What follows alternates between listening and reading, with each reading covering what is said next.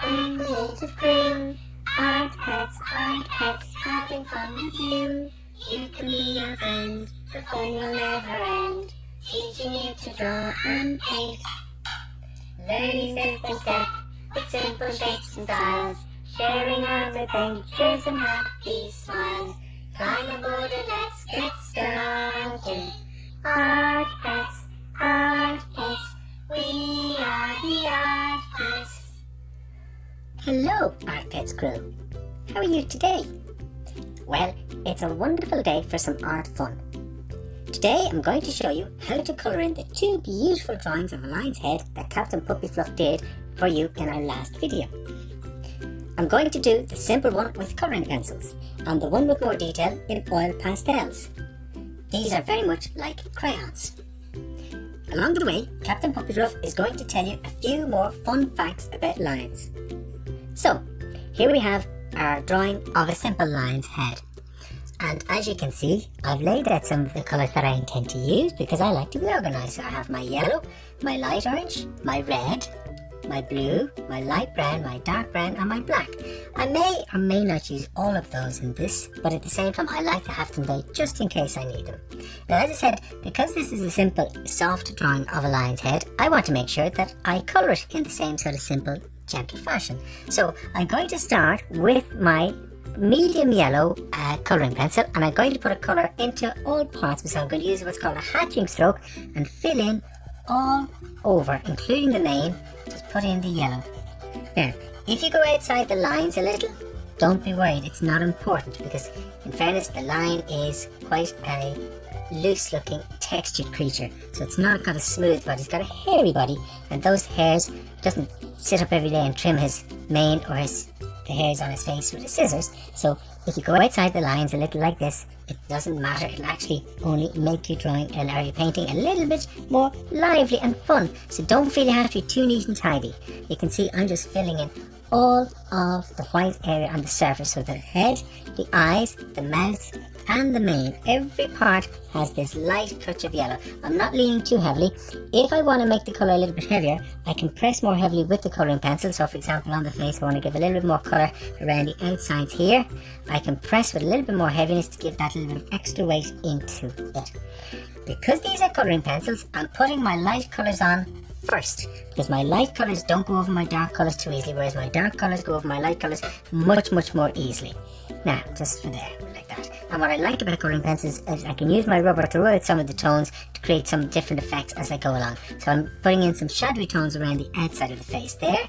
Put that down for a moment. I'll now take my orange and I'm going to just come back over the mane with the same sort of hatching stroke. I'm going to go on the on the right hand side this way, and I'm letting the lines wrap around. Can you see the way I'm doing them in a sort of linear fashion? Just letting them wrap around. And so I'm going in this direction here, and then on the left side I'm going to go in that direction. So I'm going to take my lines, my hatching lines, and I'm going to let them come around, and we're using a slightly stronger colour on the mane to separate it from the face of the lion, to give it a little bit more difference. So just bring that around there like so.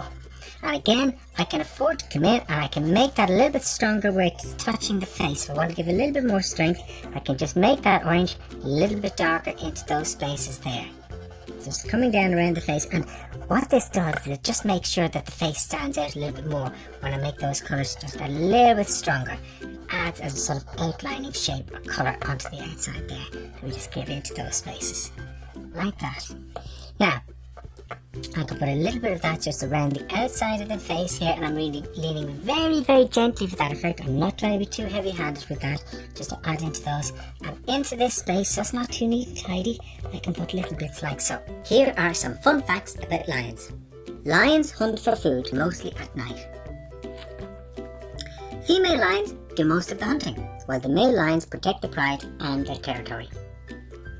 Now I'm going to go and I'm going to take some of my red, and I'm going to do the same with the reds. I'm just going to darken up some of these spaces with little bits of red, and it just makes the drawing, and the painting rather, a little bit more fun and colourful. I'm going to let some of that red come down here. I'm going to put little bits onto the snout just there, into those spaces, just underneath here, into those areas there. And as I said, I'm purposely letting some of my lines go outside of the black outline that Captain Puppy Fluff used when he did this beautiful drawing for you in the last video. And I'm sure he won't mind if I go outside the lines. Now, like that, just picking up on little bits and pieces here and there. I'm going to put a little bit of red into the eyes to give a little bit more personality to them, and I'll be going around that again with black, so just around the tops of the eyes there, I'm putting in a little bit of red into that space here and there. Just adding in those, like that.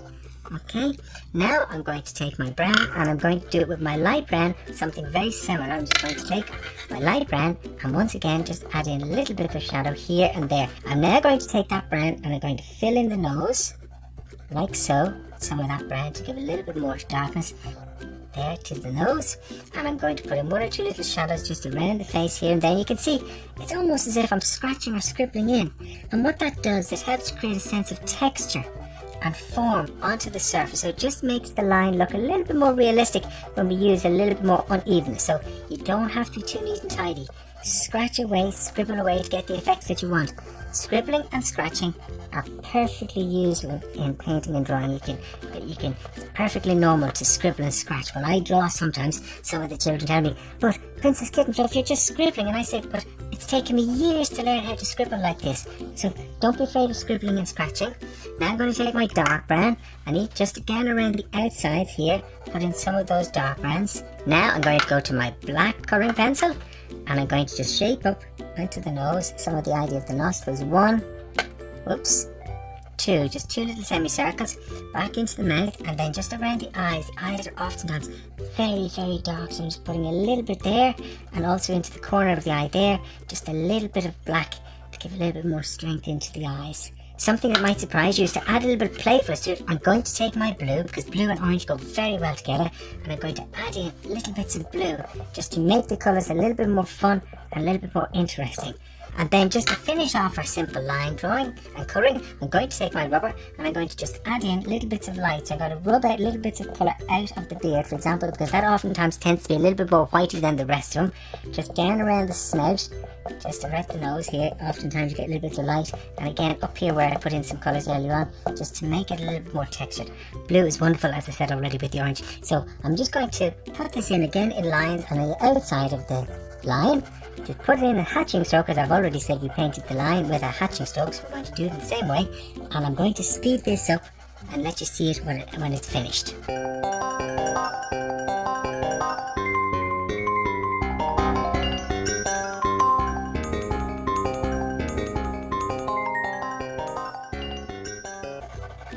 And that's it. I did my background, as I said, in a darker blue, and then I did that in a hatching stroke going this way from bottom left up to top right, and then to make it a little bit more fun and playful, I took my light blue and I went in the opposite direction, what's called cross hatching, and I went from bottom right up to top left, and I went this way across in a diagonal fashion in both ways to create this somewhat uneven background. As you can see, I've coloured in mostly soft colours. Even my shadows are softly done. Colouring pencils are great for colouring because you can use them in many different ways. Softly for gentle colour, or leaning heavily to make more strength. Okay, so let's move on to our second and more detailed drawing. So, here are my pastels. These are known as oil pastels. I said I like the oil pastels because they have a nice texture about them. You can see I have a lovely range of colours, from my violets through to my reds, my oranges, my yellows, my blues, my greens and my browns. Similarly to the painting I did just before this one of the simpler lines head, I'll be using my yellows and my oranges and my browns and occasional little bits of blue, but I'll probably also add in some of the yellow ochre as well as perhaps some of the dark reds, because I'm looking for something a little bit more dramatic this time, but we'll see how it goes. Painting is always about just judging as you go. I'm going to leave those there and just get out my yellow, which I'm going to start with first, and as before I'm going to colour in the entirety of the drawing that Captain Puppy Fluff did. Now you can still see some of the pencil. I haven't changed the drawing. I'm purposely leaving the pencil there. I'm going over the pencil because I want to let some of the pencil maybe show through to create a little bit more texture or depth into the colours that I'm using. So just working right through, starting up at the top. You can see the pencil will spread and will darken down some of my pastel, and that's okay. You can see I'm working with the direction of the main, so to the right hand side I'm going towards the right, and I'm just getting preliminary colours down first, and I'm leaving little bits of the colour, the white paper, coming through from what was there before. I don't want to fill it in too much. There. And I'm going to very gently take that same yellow over the surface of the face, over everything. If I go for my black lines, I can go back in on my blacks again with my marker if I need to give a little bit more shape to them as I go along. The beard tends to be much more white than the rest of the face, but not pure white. So I'm still going to put just a little bit of colour into that, and I can scratch that out or put more white over it later on if I want to make it a little bit lighter. That's the first thing. Now I'm going to go to my orange colour, and I'm going to start introducing some little bits of orange here and there, very gently. It's quite a strong colour, and I don't want to be too heavy-handed about it. Just around the outsides, like so, and occasionally through the mane, just get little bits of that. Now what I like about these pastels is that you can blend them, so I can put one colour over another to blend down to get the effect I'm looking for. So if I do happen to make the orange too strong, I can take my yellow that I was using a few moments ago, and I can come back in and I can blend that down. See the way that blends with the yellow, and you get a lovely soft orange rather than the very strong one. And then from there I'm going to take the yellow ochre that I spoke to you about. Yellow ochre is like a dark hay colour, as you can see. It's very pale brown, and I'm going to use that coming in here and there just to add a little bit more depth into the colours as well. So just bring that in here and there, and as I add in more, I'm filling in some of the white paper that I left before. So I'm just taking out bit by bit, I'm not going too quickly into it, adding in some of the shadowy textures here and there onto the face, around the snout and around the nose. Now I'm going to take my light brown, this is quite a rusty brown colour that you can see here, and into where I have the shadows, the face and the mane meet, and the mane grows around the face obviously, and so we get these shadowy spaces where the hair is quite heavy and thick around that area. So I'm putting in some preliminary shadows using my rusty brown and letting those colours come out to the edge just to break up the uneven, and create a little bit more unevenness there. Now I can do the same with my dark brown, so you can see I'm just layering up my colours from my lights through to my darks as I go along. So just adding in little bits here and there. That. Now I'm going to take my white, and I'm going to use my white as a little bit of a blender, and I'm going to use that down here just around the beard, and you can see it has a lovely strong impact onto that, making that brighter. Just along the top of the nose, I'm going to put in some little bits of light here and there, and down around the snout. These areas tend to be just that little bit softer and lighter, so I'm using those colours just to make that just that wee bit gentler into those spaces.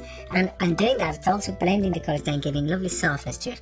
I'm going to put little bits of that using the edge or the blade of pastel through the mane to create one or two little touches of light.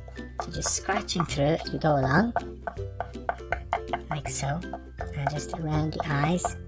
So all I'm trying to do is create the feeling of unevenness on the face. I don't want to make it look too neat and tidy.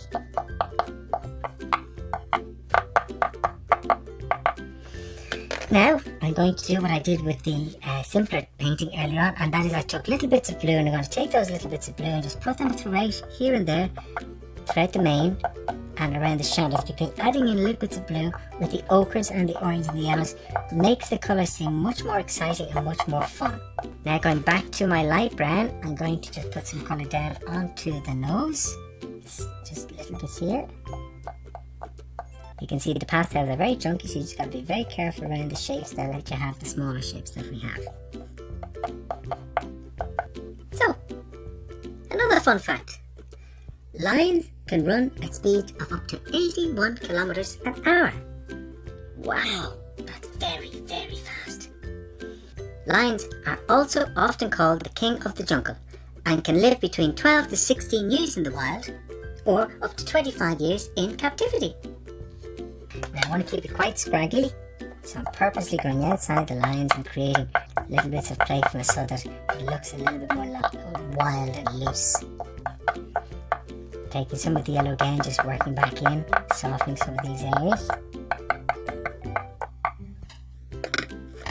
Very gently into the beard, little bits here and there.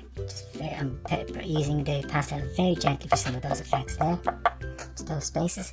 And back again, I think that's a bit too strong, so I'm going to just come back up here and just soften that, blend that a little bit with my yellow so it's just a little bit softer. Once again, take my white, and just little bits of highlight here and there. A little bit of dark blue just around the shadows.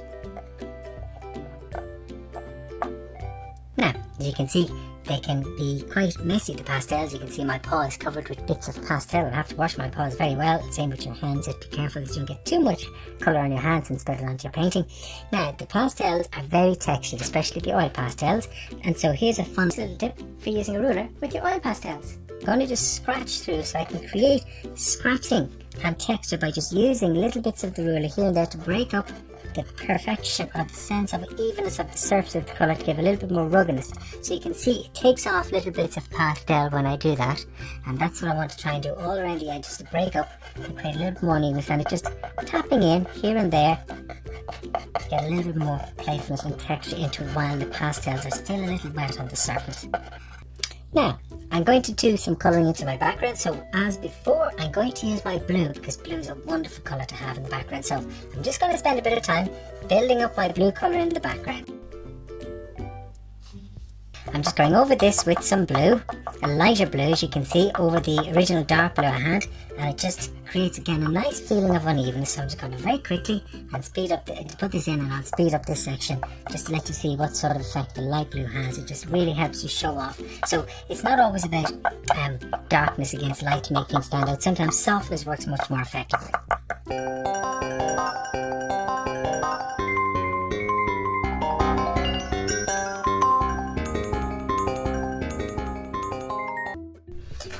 I'll add a few more dashes of red, just add a little bit of playfulness to my colours. Time for another fun fact. Lions can sleep or rest for up to 20 hours a day. And so, here we have all of our colours established and finished, and we've got a beautiful, soft and yet rugged quality onto the lion's head, which I'm very, very pleased with. All I need to do now is to come in and finish off my details around the eyes, around the nose and the whiskers, just to give a final finish to it. However, my black pastel, as you can see, is very large, and there's no way I'll be able to add in all of these small details around the eyes and the nose with that. So what I'm going to do, and here's another little tip, is I'm going to take my black colouring pencil that I used on the simpler head of the lion earlier on, and I'm going to use this, and I'm going to go around, for example, the likes of the eyes, and just put in that little bit of extra darkness and pupil in the middle. The same with the eye on the left, is putting in the colouring pencil, putting a little bit of shadow overhanging so the eyes have a slightly wispy, soft, squinting look almost to them into that space. Ideas of shadows around here and there. Around the nose we have that little curl, remember, I'm just creating the soft M and the soft heart shape just there. I'm just filling all of these spaces all the way around.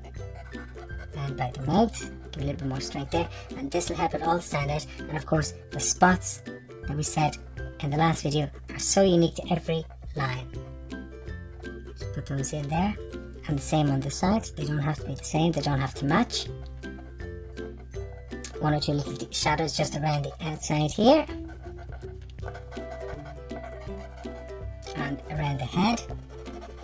Finally, for the whiskers, I'm taking my white pastel and I'm going to use just a very fine bladed edge of that to try and get a little bit of light showing through onto those. I don't make them too thick if I can help it, and if they do go a little too thick, I can try and thin them out with a little bit of my pencil or my ruler, as I was doing earlier on using the textures. But I just wanted them to stand out with a little bit of definition to them. Now they are a little bit thick, so what I'm going to do now is I'm going to go back into my colouring pencil, just go through those here and there like that, just to give a feeling that they're not quite so wide, and it at the same time gives me the impression of the whisker sitting there without being too heavy. And that's it. How to colour a lion's head with pastels. Of course, if you don't have pastels, use crayons or whatever else you have. See you in our next video, when I think we will draw something to do with the sea and underwater. Until next time, have lots of art adventures, and remember, you can share this video if you'd like to have art adventures with your friends. Bye!